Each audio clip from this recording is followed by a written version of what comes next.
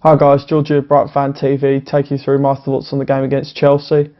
I don't think there's a lot to say about what happened on the pitch, if I'm honest. I think it's more about what happened off the pitch and surrounding the fans that's the talking point at the moment. Obviously the team sheet came out and it was different to the game against Watford where we won. And essentially it's the same formation that we've been playing against all of the top six, or at least definitely the top four. We play six at the back. I mean, we say we play four at the back, but Izquierdo and March play as wing backs really. And if you watch any of the attacks against Chelsea, you'll see that we have a six-man line followed by Kyle, Proper, Stevens, and then Hemed as a lone striker. But most of the time, he doesn't go further than the halfway line. And that's the way we're set up. That's the way we are set up against the top six. And that's what Houghton's gone with, and that's something we're going to have to sort of accept. Bruno's being left out of those games, I think for the obvious reason that he can't keep up with a lot of those attackers, whereas Shaleto does have the pace. That's the one thing we can say he has, is that he's got a hell of a lot of pace. And on that note, I don't think he had an atrocious game. I thought he played actually quite well, bearing in mind it was against Chelsea. I thought he had a really good game compared to last time we saw him, at least. In terms of team selection, I think it's obvious that we are going to have to rest players over Christmas. The Christmas period, we've got a ridiculous amount of games in a really short space of time. So I think to complain about the team selection, we knew that we were going to have to rotate at some point. We really did.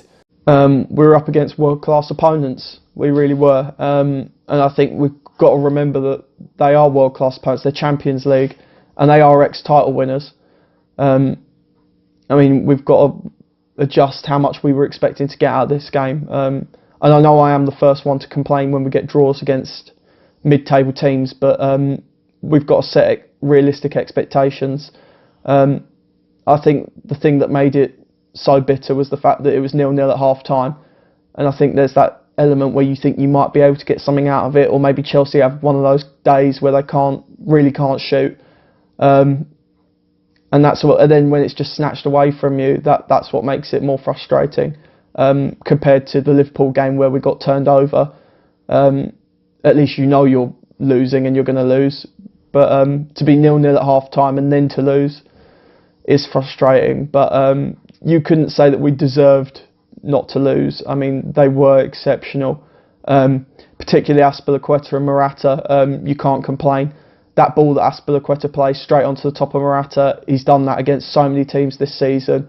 I think it's about 10 assists Azpilicueta's got with Morata this season, so their partnership is unbelievable. And they've done that against other top six teams as well.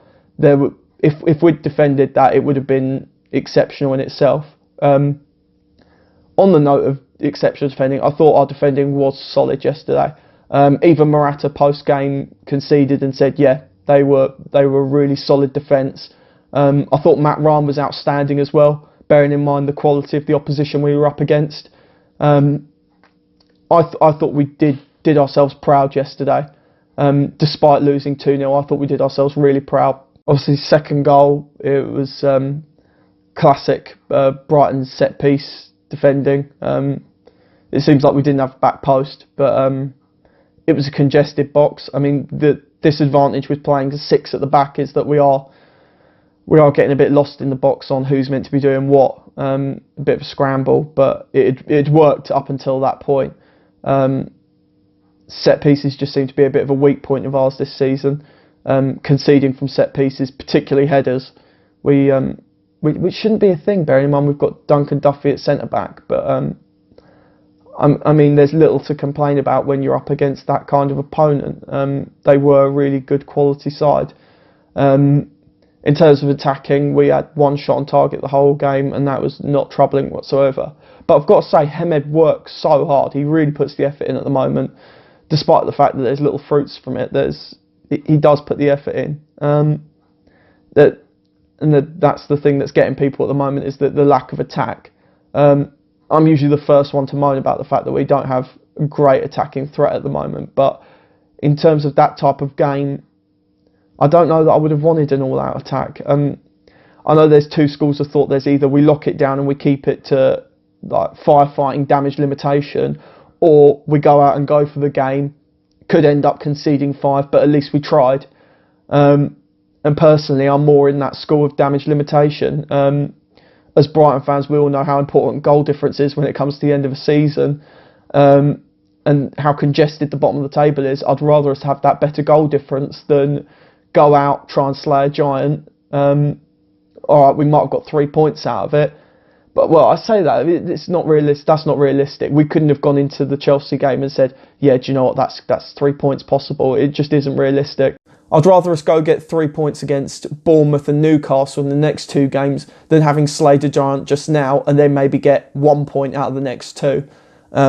Okay, we've rested players. It wasn't the best Albion performance we've seen, but we kept it to 2-0. That's something to shout about when a lot of other teams wouldn't have. And now we go into Newcastle and Bournemouth. Now they are 2 games that I really think we could get 3 points out of both of those. I'd hope. Okay, Bournemouth have beaten us twice already this season, but we're looking at a different Bournemouth team now, and we're also looking at a different Brighton team in terms of our confidence being revitalised.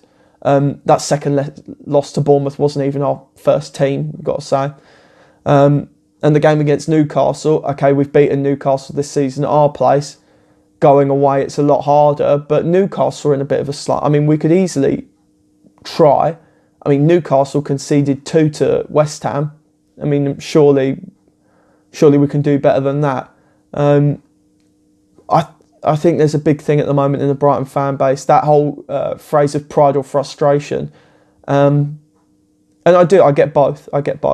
I'd say I'm really proud of what the team's done this season. In terms of expectations, we should have set our expectations really low at the beginning of the season. I mean, we could quite easily have been beaten every game and fallen straight back into the Championship. And we are doing well. We're doing exceptionally well, and I am proud of that. But I think frustration begins to creep in when you forget. It's not just forgetting, but it is frustrating if every week you're watching your team and it's not the type of football that you like or the style of play that you like to see. If you like to see attacking football every week, then that's not what we're getting at the moment. I'd be lying if I said that I hadn't felt frustration at some point this season. I mean, you just have to look on the previous videos. Burnley, Southampton, they were really frustrating games. But to say I was frustrated at losing 2-0 to Chelsea, that isn't one of the games that I felt frustrated at. But it'd be interesting to gather other people's thoughts on this, particularly now that we've had time to reflect on it. What other people think about whether it's pride or frustration, and what their expectations of the team are. Not just saying like, oh, I'm really frustrated at the moment. It'd be good to get some more fully formed opinions on the team as a whole at the moment. But I guess we're on to Newcastle away next, and let's hope we can get 3 points out of that. This has been George, Brighton Fan TV, and we'll see you next week.